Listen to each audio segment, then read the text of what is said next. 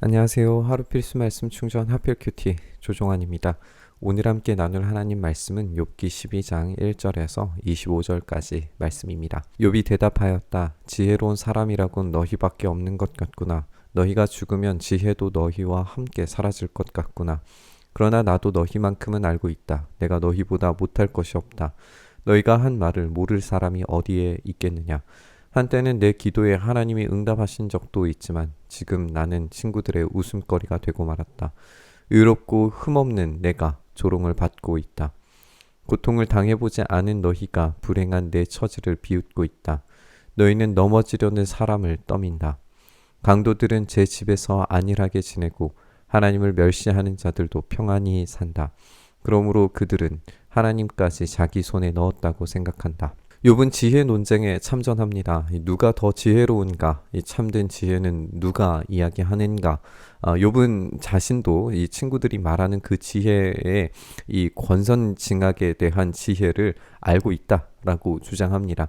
하지만 욥은 친구들의 지혜를 초월하고 있습니다. 왜냐하면 이 친구들의 주장은 재앙과 벌이 죄의 결과 때문이라고 그렇게 이야기하고 또 역으로 재앙과 벌을 당한다면 그것은 죄를 지었기 때문이다 라고 하는 것이 사실이라고 믿고 있지만 사실은 그렇지 않다는 거죠.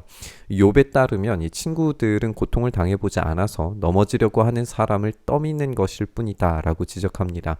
친구들은 헤세드로 하나님의 자비와 긍휼을 대신 전하는 자들이 되었어야 했지만 친구들은 이 헤세드는커녕 옳고 그름을 재단하는 이 진리 감별사로서 욥을 난자하고 있습니다. 그것에 대해서 욥은 틀렸다라고 말할 겁니다. 그러나 이제 짐승들에게 물어보아라. 그것들이 가르쳐 줄 것이다. 공중의 새들에게 물어보아라. 그것들이 알려줄 것이다. 땅에게 물어보아라. 땅이 가르쳐 줄 것이다. 바다의 고기들도 알려줄 것이다.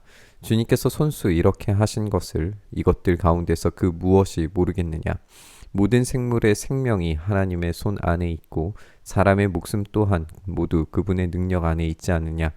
귀가 말을 알아듣지 못하겠느냐. 혀가 음식 맛을 알지 못하겠느냐. 노인에게 지혜가 있느냐. 오래 산 사람이 이해력이 깊으냐.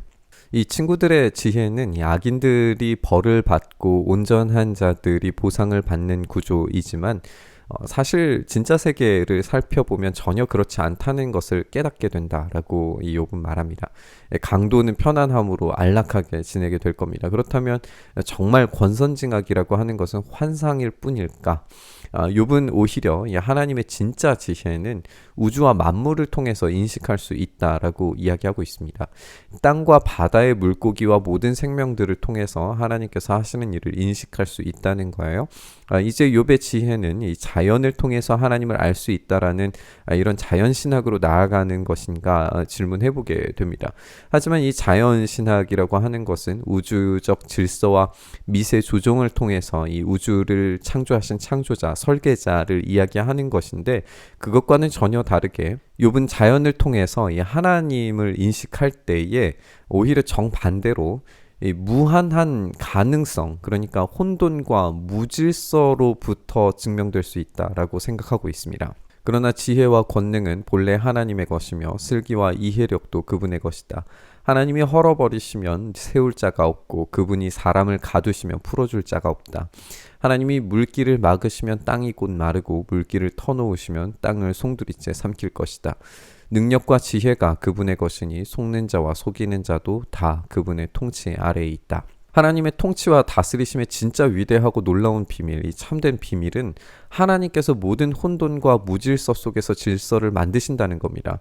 욥은 하나님께서 악인들을 내버려 두시는 것처럼 보이고 또 그것들에 대해서 불평하는 것처럼 보이지만 그들조차도 하나님의 손길 아래에 머무르고 있다는 사실만큼은 정확하게 알고 있습니다. 이 자연도 하나님의 손길에서 이 혼돈과 파괴가 일어날 수 있습니다. 하지만 그것조차도 하나님의 지혜와 능력으로 이루어지고 있기 때문에 이것은 죄만의 문제는 아니라는 결론으로 끌고 가지는 거죠. 하나님은 고관들을 벗은 몸으로 끌려가게 하시는가 하면 재판관들을 바보로 만드시기도 하신다. 하나님은 왕들이 결박한 줄을 풀어주시고 오히려 그들의 허리를 포승으로 묶으신다. 하나님은 제사장들을 맨발로 끌려가게 하시며 권세 있는 자들을 거꾸로 들이신다. 하나님은 자신만만하게 말을 하던 사람이 말문을 막히게 하시며 나이든 사람들의 분별력도 거두어 가시고 귀족들의 얼굴에 수치를 쏟아 부으시며 힘있는 사람들의 허리띠를 풀어 버리신다. 이 고관과 왕들과 제사장들, 말하자면 이 복받은 사람들의 전형이어야 되는 사람들이 등장하게 됩니다. 그런데 이들은 하나님께서 이 높아진 그들을 끌고 내려오시는 것에 의해서 그들이 경험하고 있는 이 복이라고 하는 것이 얼마나 허무한 것인지를 증명하고 있습니다. 우리는 예수님의 말씀에 의해서 이 낮은 자를 높여주시고 높은 자들을 낮추시는 일을 할 것이라는 걸 알고 있습니다. 이것은 친구들의 인식에 따르면 말도 안 되는 일이죠. 어떻게 높아진 자, 그러니까 복을 받은 자들이 끌어내려진다는 말입니까? 그러니까 이들의 인식이 잘못되었다라고 하는 것을 지금 욥이 이야기하고 있는 거예요. 하나님은 바로 그런 일을 행하고 계신다라고 반증하는 겁니다. 자신만만하게 자아가 비대해진 자들을 하나님은 낮추시고 끌어내리십니다. 그런데 이것은 혼돈을 위한 목적이 아니라 오히려 참된 질서를 위한 하나님의 지혜로 이루어지는 일이라는 거죠. 하나님은 어둠 가운데에서도 은밀한 것들을 드러내시며 죽음의 그늘조차도 대낮처럼 밝히신다. 하나님은 민족들을 강하게도 하시고 망하게도 하시고 뻗어나가게도 하시고 흩어버리기도 하신다. 하나님은 이 땅 백성의 지도자들을 얼이 빠지게 하셔서 길 없는 거친 들에서 방황하게 하신다. 하나님은 그들을 한 가닥 빛도 없는 어둠 속에서 더듬게도 하시며 술 취한 사람처럼 비틀거리게도 하신다. 분명히 하나님은 파괴자처럼 느껴집니다. 하나님의 위대한 지혜와 힘은 이 건설이 아니라 파괴에 사용이 됩니다. 하나님의 파괴는 모든 열방과 지도자들과 백성들에게 사용될 뿐만 아니라 어둠과 죽음에도 적용이 될 겁니다. 모든 것을 파괴시키실 수 있는 분이 우리 하나님이십니다. 그러면 하나님은 이 무질서를 위해서 이 파괴하시는가를 생각을 해볼 때 그것은 아니라는 걸 우리가 알고 있습니다. 그렇다면 하나님께서 명령하시는 이 파괴의 본질이란 무엇일까요? 무엇을 파괴하려고 하시는 걸까요? 여기에서 우리 주님께서 지혜로 오셨다는 사실을 떠올려 볼 수 있습니다. 우리 주님만이 참된 우주의 통치자 또 관리자이십니다. 우리 주님께서 혼돈과 파괴로 가득한 세계의 주인이심을 지금도 고백할 수 있는 이유는 예수님께서 모든 율법의 요구를 완성시키심으로써 사망과 죽음 자체를 파괴시키셨기 때문입니다. 이것이야말로 진정한 우주적 지혜입니다. 우리 주님의 참된 지혜는 이 혼돈과 파괴를 죽음을 깨뜨리시는 데 사용하셨다는 데에서 옵니다. 거짓된 지혜는 이 땅에서 모든 완성되고 완벽한 질서와 지혜가 발견이 가능하다라고 착각합니다. 하지만 오염된 인간들의 세상에서 그런 것들은 도무지 결코 찾을 수 없습니다. 오로지 새롭게 변화됨을 통해서만 경험할 수 있는 것이 이 지혜입니다. 따라서 십자가와 부활만이 영원히 진리라고 하는 것을 확신할 수 있는 거죠. 오늘 말씀 묵상하면서 하나님의 참된 지혜가 혼돈과 파괴와 죽음과 공포를 뚫고 부활을 통해서 영원하신 섭리와 통치와 다스리심을 이루신다는 것을 증명하셨다는 사실을 우리가 기억했으면 좋겠습니다. 이것이 진짜 참된 지혜이고 우리가 살아가는 인생에서 고통이 있을지라도 그 모든 고통과 아픔마저도 하나님께서 파괴시키시며 마침내 부활의 영광으로 변화시키시리라는 그 확신을 가지고 우리가 주님 앞에 나아갔으면 좋겠습니다.